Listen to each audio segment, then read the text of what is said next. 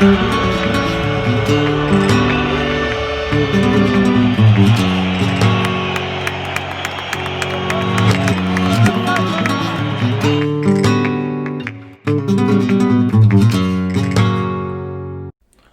to the channel, welcome to episode 2. Today we're going to be talking about some of the news surrounding Barca at the moment.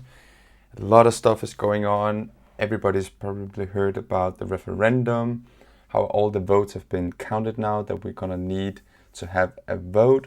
And I'm definitely going to make a video about that when we get closer to the actual date. But a lot of important news have come out in the last 24 hours. One of them being about Memphis Depay, a signing that we went after almost all summer. He's a very exciting 26-year-old from Lyon. Of course, he's quite famous. He also played at Manchester United. Koeman really wanted him, and I can see why. As a Barca fan, I always want to see good players arrive at the club. That's not always possible. Sometimes players come to the club that really doesn't fit the system, but I do think Memphis Depay does. He's technically very good. He's good on the ball. He has great dribbling abilities. He has an eye for a goal. He might not be a classical number 9. He might not even be a number 9 like Suarez was. But I think he can add a lot to the team. He can play at number 10, where Coutinho currently plays, and is actually doing a much better job than I thought he was going to do. He can play on the left wing, maybe even the right wing, and of course at the number 9 slot, where he's played for the Netherlands, Holland, and where he has experience dealing with Koeman. He has experience working alongside Koeman, but also players like De Jong, which I think could make a big difference in him actually coming to the club. But first, let's take a look at the news, what has been said, what's going on. And of course, again, welcome to the channel, welcome to Team Barca. The first episode I just released. I'm going to do the second one now here on Thursday. I hope if you like what you hear, subscribe to the channel, and let's get into today's news. Some interesting news has arrived today. Obviously, we went after Memphis Depay all summer. We found out that it wasn't going to be possible. There was a lot of talk about Dembélé going out on loan. I'm not quite sure how real that really was. Dembélé apparently said that he wasn't going to extend his contract if he had to go out on loan, which meant that he might only have a year left after he returned from loan. And therefore, Barca wasn't willing to take the chance that he might leave on the cheap or for free the next summer. But today Memphis has been going to the papers and he had a talk with the Dutch paper NOS, which covers not only Dutch football but of course a lot of Dutch players as well.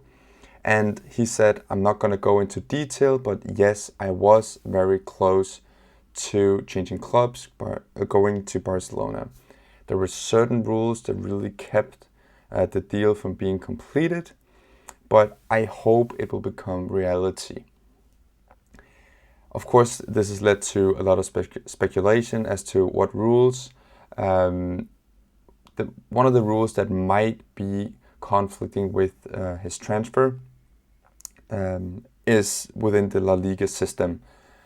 So there's a specific limit that the Liga clubs can use on salaries, and as Memphis Depay would come in on a pretty hefty salary, they would breach the cap in terms of how much they could actually pay players. And as everybody knows, all major football clubs, especially the ones who have large stadiums, who have a lot of people under contract, who have hefty budgets in terms of salaries and transfer fees, but also staff, and that of course includes Barcelona, has been really hit by the COVID-19 crisis. And therefore it simply wasn't possible to sell enough players to reduce the salaries enough for being able to bring in Memphis Depay. Some of the people in the media have been speculating about if Barcelona actually had the money to bring him in. It seems like they did. Bartomeu, not that you should take him on his word. He said a couple of weeks ago that Barcelona didn't really have a problem paying transfer fees, but they did have a big problem reducing the salaries. Obviously, we've seen some big players leave this summer. Some who left in a fashion that really doesn't suit my style. It really doesn't suit the way I think they should have left the club. But anyways, they're gone. It's in the past. Players like Luis Suarez, of course, a legend at the club. I love everything about the way he plays. But also Arturo Vidal, even Rakitic, Semedo was on a pretty big wage as well. So we have reduced the salary cap by about 60 to 80 million euros, which is quite a lot. But hopefully in January we might be able to strike a deal with Lyon. Some players might be able to leave, or we might have found different ways to incorporate better funding, and therefore maybe be able to bring in Memphis Depay, and as I said in my last video, might even also be Eric Garcia. We'll just have to wait and see, but I think this news is actually kind of big.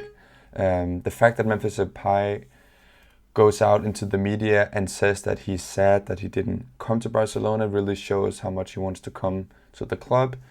I know, of course, he's going to earn a lot more money than he does at Lyon, but I think that doesn't really take anything away from the fact that he's been so outspoken in terms of wanting to come to the club, wanting to help the club win trophies. And that's something that warms my heart as a Barca fan. I only want players at the club that wants to play there. Previously, we've been known to overpay for players. We've been known to give them too large and too big contracts. But I hope that's one of the things that really is being taught in the boardrooms at the moment, that we can't continue to have the finances run as they have been previously. But we'll just have to wait and see about that. In terms of other news, of course, the transfer window closed, and Rafinha, he went to PSG. Rafinha is a player that I've been following quite closely for the last couple of years. I think some of the characteristics that he has is very comparable to his brother, the more known Thiago, who plays for Liverpool now. And of course, he's never really reached the same heights as Thiago, but I think the potential was always there. He's much better defensively than people give him credit for. He's aggressive in his tackling. He's very good on the ball. He's not that quick, but he's quick enough on the first few meters or yards. I think his dribbling ability is quite underrated as well. And comparing him with players like Denis Suarez, who also was at the club previously, I would much rather have a player like Rafinha, who's basically turned into a box-to-box midfielder. And I'm excited to see how he does at PSG. Obviously, I hope he doesn't face Barcelona and score against us like Coutinho did for Bayern. But that's a sorrow for another day. At the moment, he's going to play for PSG, and I wish him all the best in the future. I hope he can stay fit and free of injuries, which has really hampered his development. I will never forgive Nainggolan for the tackle he made on him to rupture his ACL. But yeah, Rafinha, good luck in the future. I hope that you will find happiness and a great career at PSG. You've definitely deserved it. That's everything from me today, guys. I'm gonna do a lot more videos. Subscribe to the channel, and until next time, enjoy the Spanish guitar on the way out. Bye.